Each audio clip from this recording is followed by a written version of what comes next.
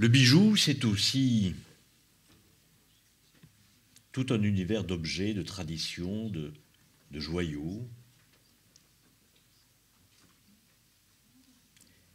Des créatrices et des créateurs qui sont de véritables artistes. Renée Puison, qui est la fille d'Alfred Van Cleef et d'Elsa Harper, et qui a dessiné de très beaux bijoux. Elsa Triolet, compagne d'Aragon, on l'a vu hier, elle a fait de très beaux bijoux pour son amie, Madame Elsa Schiaparelli. Jeanne Toussaint, qui a fait ses bijoux dans les années 40 pour Cartier. À propos, on parlait tout à l'heure de montres. Montre à gousset, montre bracelet. On dit que c'est M. Louis Cartier qui a inventé la montre à bracelet. Et je dis ça parce que j'ai un ami jeune aviateur ici. Un de ses amis, Santos Dumont, lui disait être gêné lorsqu'il était aux commandes de son avion pour regarder l'heure et faire le point. C'était pas simple d'aller dans sa poche et sortir une montre à gousset. Et M. Cartier lui a fabriqué une montre à bracelet. Loulou de la Falaise, qui a beaucoup travaillé pour Yves Saint-Laurent, et on parlait hier de Madame Coco Chanel. C'est vrai qu'elle a lancé une mode des bijoux fantaisie alliés aux bijoux de joaillerie, et c'est M. Robert Goussens, dans l'ombre de Coco Chanel, qui a fait ces merveilleuses créations que l'on connaît. Un univers de coutumes de par le monde aussi est signifié par les bijoux. Je ne ferai que signifier les labrés des femmes éthiopiennes, notamment dans cette tribu Mursi.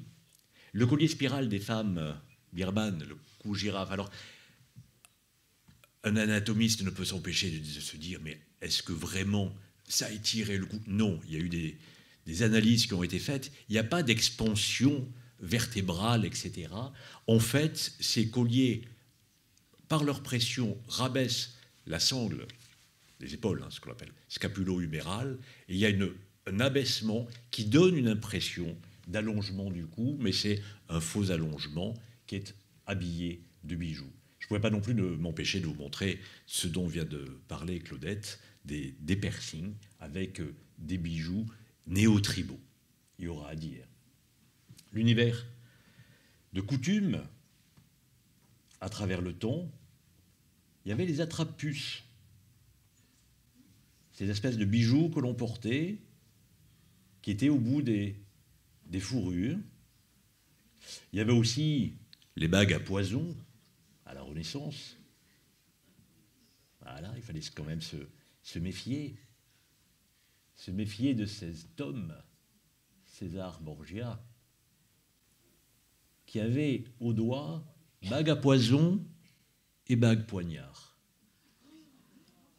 Et donc, lorsqu'il faisait une accolade, suivant la disposition de la bague, vers la paume ou vers le dos, il plaquait dans le cou, et vous aviez la morsure de la pointe et le cantarella, le sucre de plomb, mélange d'arsenic et de phosphore, qui avait raison de vos jours. Les bagues à parfum, c'est quand même plus sympathique. Ça permet d'avoir une petite cupule. Alors on a vu les montres, les bagues urnes pour des cheveux, des souvenirs, des cendres, mais il y avait également ces cupules à parfum qui étaient très en vogue à la Renaissance, et ces pommes de senteur. On verra avec le monde des parfums combien c'était important d'avoir ces parfums barrage des miasmes. Et il y avait ces pommes que des gens avaient accrochées à une bague autour du cou ou sur des tables. Vous avez tous ces tableaux qui le rappellent. Et ce très joli tableau de Titien, portrait de Mademoiselle Strozzi, qui avait donc cette pomme à parfum pour chasser tous les miasmes de son environnement et apporter un environnement odoriférant.